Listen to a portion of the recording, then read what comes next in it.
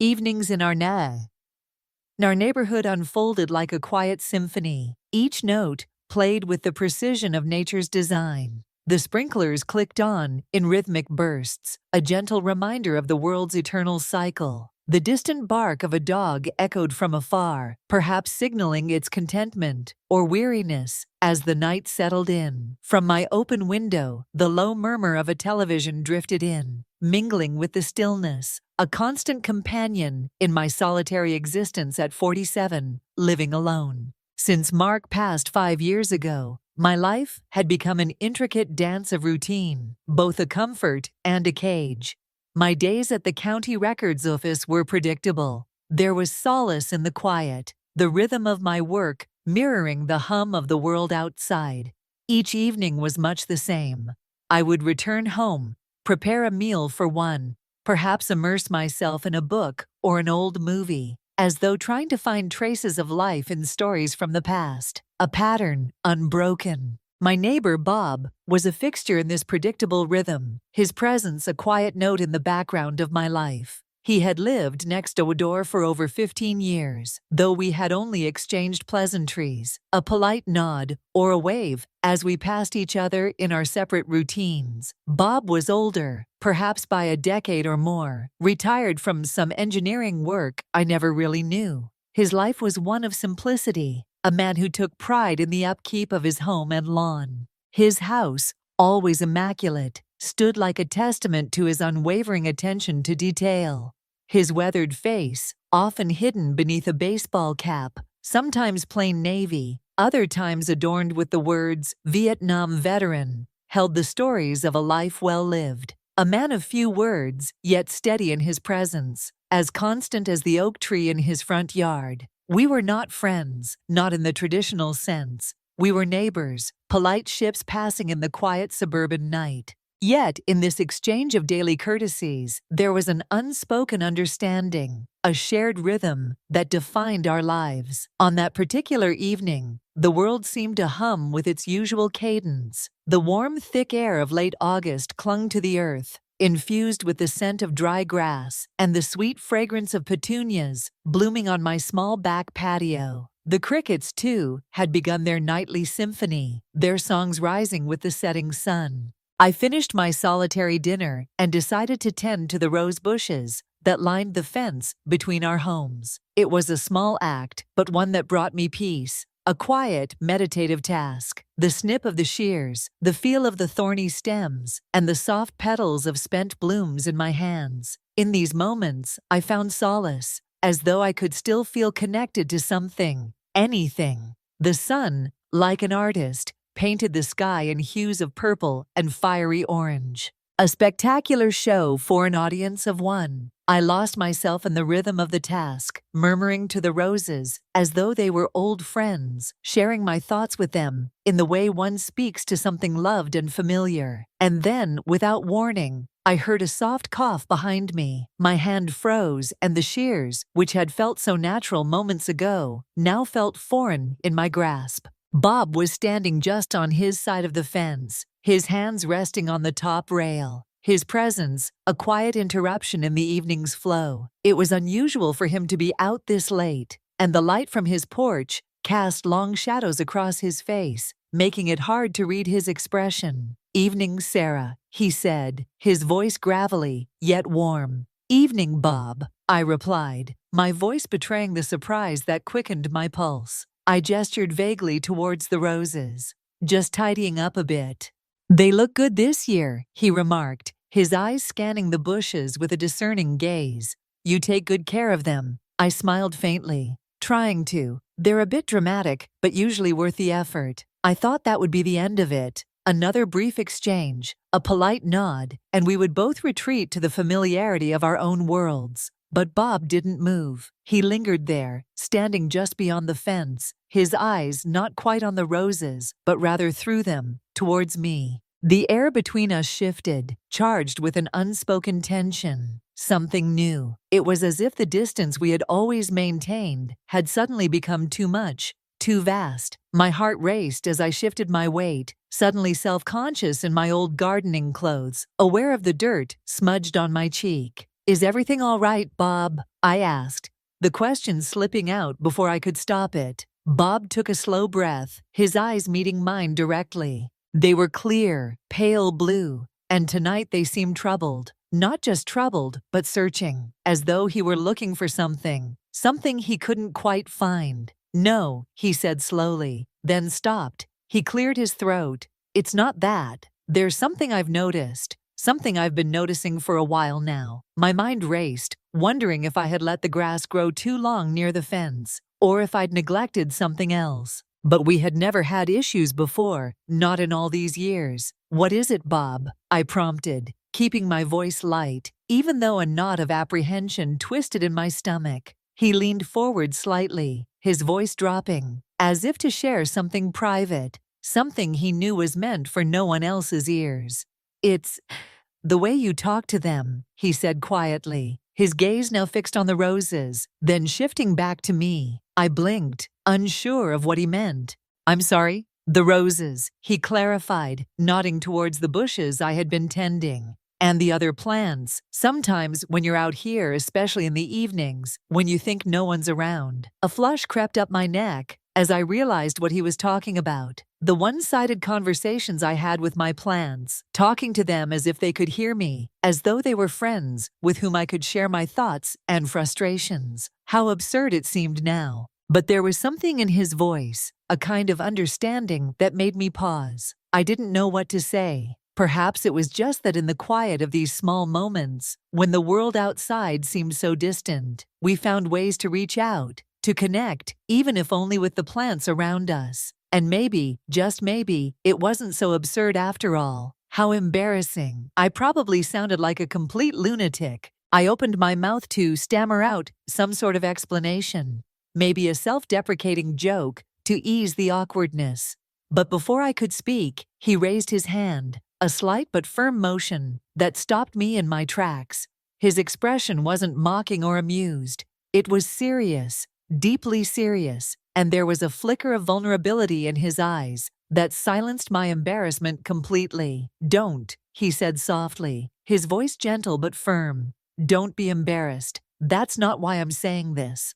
He paused, gathering his thoughts, and in the sudden silence, the crickets seemed to chirp louder, almost as if the night itself was holding its breath. The porch light caught the silver in his hair, casting a soft glow that highlighted the deep lines etched in his face. Then he looked right at me, his gaze steady and intense, and said something that completely knocked the breath out of me. In that moment, everything shifted.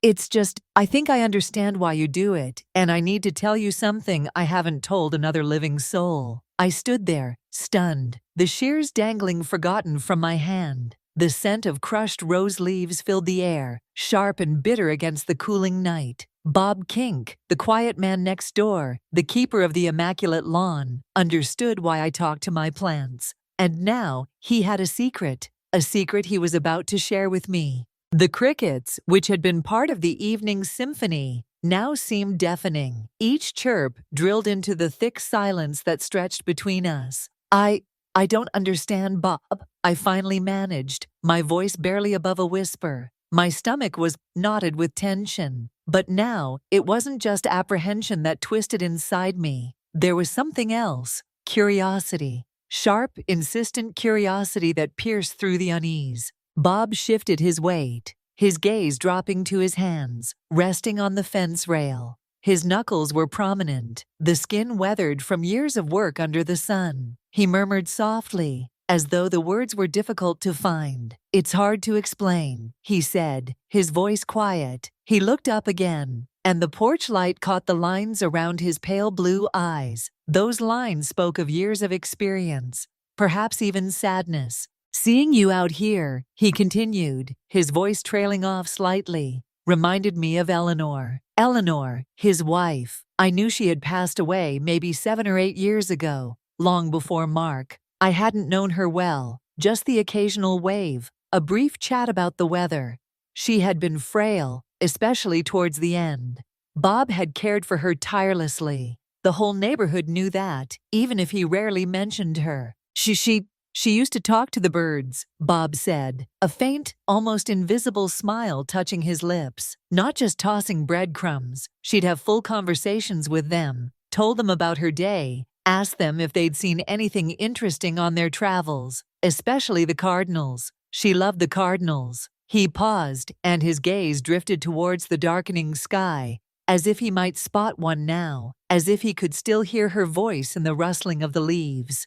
I used to tease her about it, gently, you know, he continued. Called them her feathered confidants. But towards the end, when she couldn't get out much anymore, those birds, those conversations, they were vital for her, kept a part of her alive, a part that needed to connect, even when the world shrank down to just the view from the window. My breath hitched as I thought of my own quiet evenings, the low murmur of the television, the way it failed to fill the silence left by Mark. The way tending my garden felt like the only conversation that mattered sometimes. It wasn't about expecting the roses to answer back. It was about voicing things, putting feelings out into the world, even if only the rustling leaves and the setting sun bore witness. And after she was gone, Bob's voice dropped lower, rougher with emotion. The silence in the house, it was immense.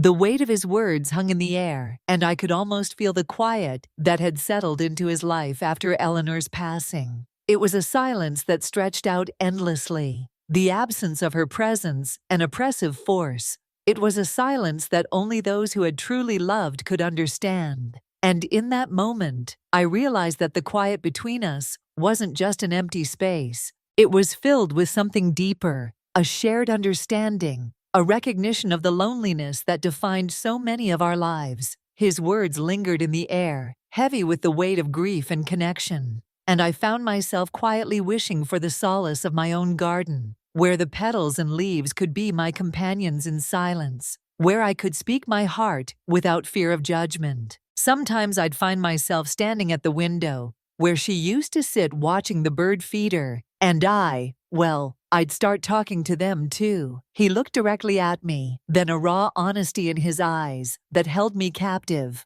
Not like Eleanor did, knocked full conversations, just acknowledging them. Morning red, I might say to a cardinal. Or busy day to the sparrow, squabbling over seed. Stupid maybe, but it felt necessary, like pushing back against the emptiness. He shook his head slightly, a self-conscious gesture. So when I hear you, Sarah, talking to your roses, I don't hear crazy. I hear, I don't know, someone making their way through the quiet, someone keeping connection alive, even if it's just with a stubborn bloom. The air vibrated with his confession.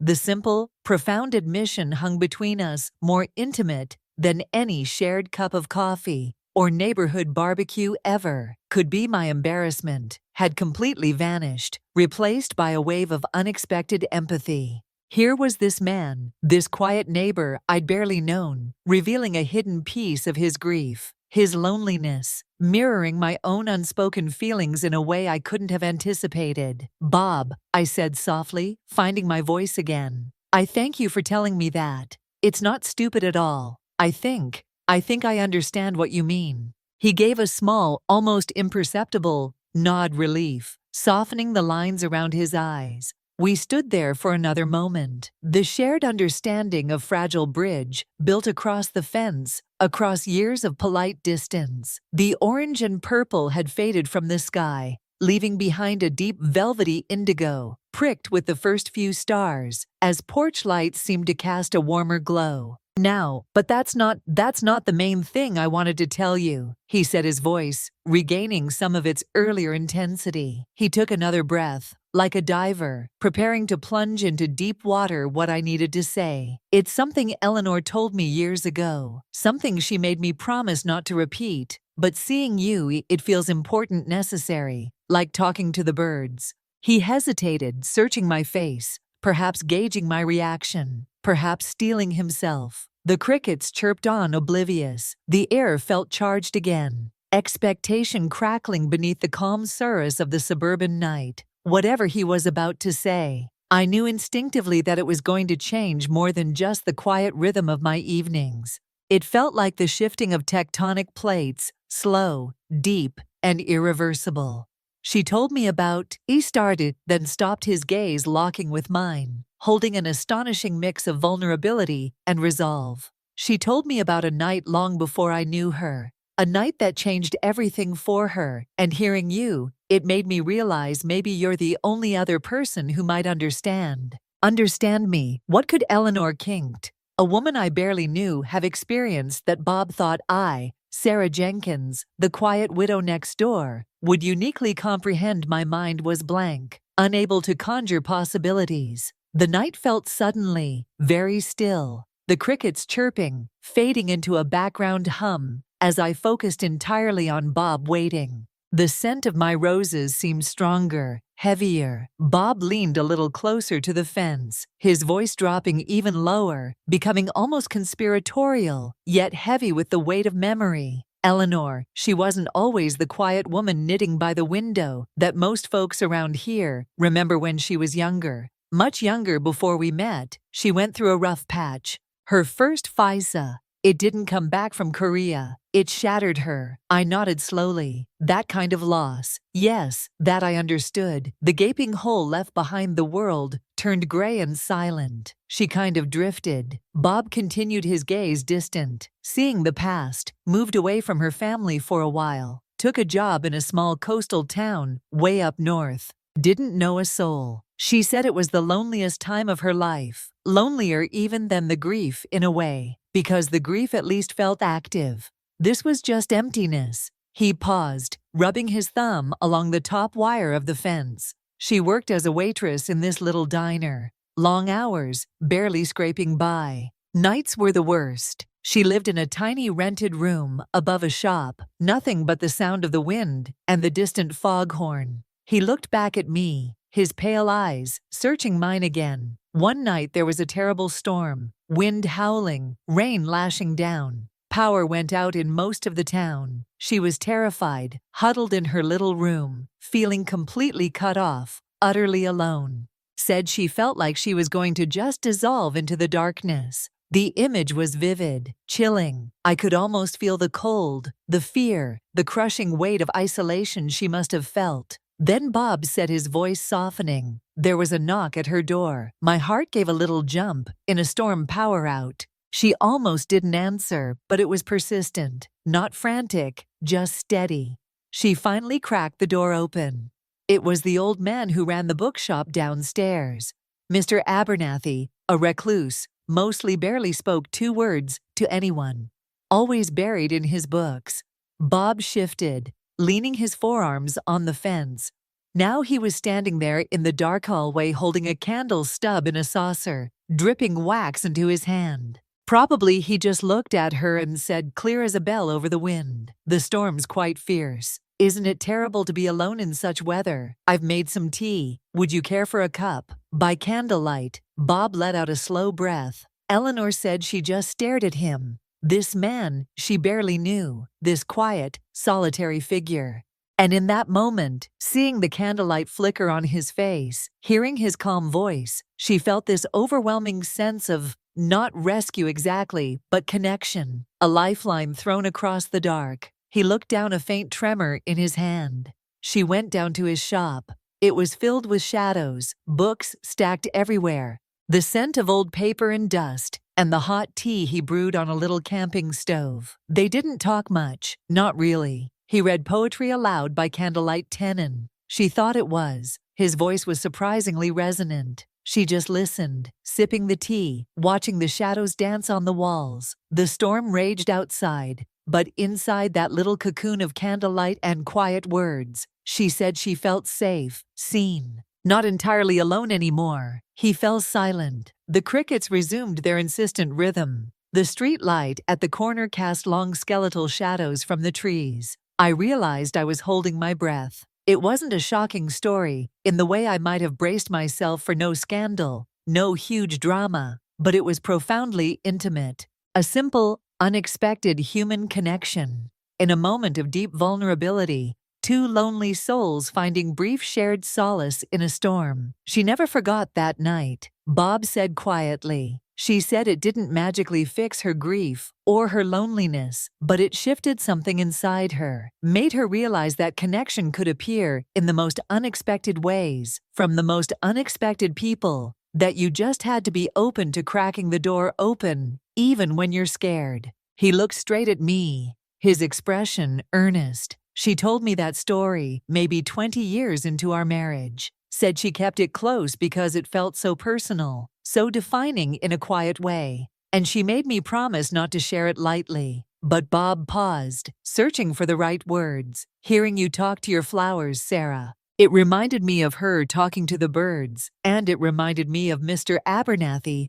offering tea in the dark. Finding connection where you can, pushing back the silence. He sighed a deep sound that seemed to carry years of unspoken thoughts. I guess I just wanted you to know that I see you and that maybe it's okay to find solace in quiet conversations, whether it's with roses or birds, or even a neighbor over the fence on a warm night. The confession hung in the air, simple, profound, and utterly unexpected. He hadn't just shared Eleanor's story. Each shared a piece of his understanding, his empathy. He'd seen my quiet coping mechanism, not his eccentricity, but as a kindred act of seeking connection. And in telling me Eleanor's story, he had, like Mr. Abernathy, offered a quiet companionship in the face of the loneliness. We both, in our own ways, navigated the space between our houses. Usually just a strip of lawn and a chain-link fence suddenly felt like hollowed ground, consecrated by shared vulnerability, and the ghost of a decades-old kindness offered during a storm. The weight of Bob's words of Eleanor's story settled around me. It wasn't heavy like grief, but grounding like a warm blanket on a cool evening. He hadn't just told me a story. He'd offered me a rare glimpse into his own heart, into the quiet landscape of his marriage and his loss. He'd seen my lonely, slightly eccentric abbot, and instead of judgment had offered understanding rooted in his own experience. It was an act of profound kindness, unexpected, and deeply moving. Bob, I started, my voice thick with emotion I hadn't anticipated. I cleared my throat, wanting him to understand how much his sharing meant. That's one of the kindest things anyone has ever done for me. Sharing that, trusting me with Eleanor's memory, with your own feelings. I looked across the fence, meeting his gaze directly in the soft glow of his porch light. Thank you. Really, it means more than I can say. A small smile touched his lips again, reaching his eyes this time, crinkling the corners. Eleanor always said connection finds its way like water. Sometimes it just needs a little channel. Opened up. He gestured vaguely between us, between our 2 yards, our 2 solitary lives. Guess she was right. We stood in comfortable silence for a moment. A silence that felt entirely different from the polite, slightly awkward silences that had punctuated our previous 15 years as neighbors. The crickets chirped, the leaves on the maple tree rustled in a sudden breeze. The distant hum of the city felt miles away. It was just us 2 people, standing by a fence line, under the vast starry sky, having bypassed years of superficiality in a single heartfelt conversation. I finally remembered the shears in my hand and carefully placed them in the empty terracotta pot beside me. The gesture felt like setting down a burden, letting go of some of the self-containment I'd wrapped around myself. Since Mark died, Bob straightened up from the fence, stretching slightly. Well, he said, his tone shifting slightly. Becoming lighter though, still warm, getting late. Probably should let you get back to, well, whatever you were doing before I interrupted your gardening therapy. It's all right, I said quickly. This was much better than deadheading roses. Believe me. He chuckled softly. A pleasant, rumbling sound. Good to know. He paused, seemed to hesitate for just a fraction of a second, then plunged ahead, much like he must have done when starting the conversation. Sarah, I usually make a pot of coffee around 9 in the morning. Read the paper out on my back deck if the weather's nice. Nothing fancy. He looked at me, a question in his eyes, but also a simple, open invitation. If you're ever not busy, if you feel like some company, you'd be welcome to join me sometime there. It was the unexpected turn, Not a grand declaration. Not a life-altering event in the dramatic sense, but something small, simple, and utterly revolutionary in the context of our neighboring lives' coffee company. An open door offered gently, without pressure, just like Mr. Abernathy's tea offered to Eleanor in the storm. It was Bob extending a hand across the quiet loneliness, acknowledging the shared need for connection he'd so eloquently spoken of. My heart did a little flip, a warmth spreading through my chest that had nothing to do with the lingering August heat. 5 years I'd lived here alone, keeping mostly to myself, letting the silence grow. And now this an invitation sparked by talking roses and shared vulnerability. "Bob," I said. A genuine smile blew him on my face, feeling as natural and welcome as the evening primrose opening nearby. "I'd like that very much." "Thank you." Relief washed over his face, clear, even in the dim light. "Good," he said simply, "no pressure, just whenever." "I'll keep that in mind," I replied, meaning it. He gave a final nod, a gesture that now felt like camaraderie rather than dismissal. "Well then, good night, Sarah." "Good night, Bob." I hope softly. He turned and walked back towards his house, his steps steady on the flagstone path. The screen door creaked softly as he went inside, and a moment later, the warm glow appeared in his kitchen window. I stood there for a long time after he'd gone, looking at the roses, at the fence, at the quiet house next door, that suddenly felt less like a separate territory and more like part of the same landscape. The night air felt different, lighter, somehow charged with possibility. What my neighbors said that night truly did leave me stunned. Not just the story of Eleanor and Mr. Abernathy, but the quiet courage it took for him to share it, the empathy he showed, the simple human connection he offered. It wasn't just about him understanding why I talked to my plants. It was about him seeing me, the person behind the routine, behind the quiet fad. And in doing so, he'd made me feel less invisible, less alone. "No, you probably wouldn't believe what happened because it wasn't loud or dramatic. It was quiet, intimate, and happened over a garden fence on an ordinary Tuesday night. But it changed something fundamental. It cracked open a door I hadn't even realized was closed so tightly. As I finally turned to go inside, leaving the sleeping roses under the stars, I knew my predictable evenings might just start looking a little different. Maybe tomorrow around 9 they would. And that felt like a quiet miracle all its own.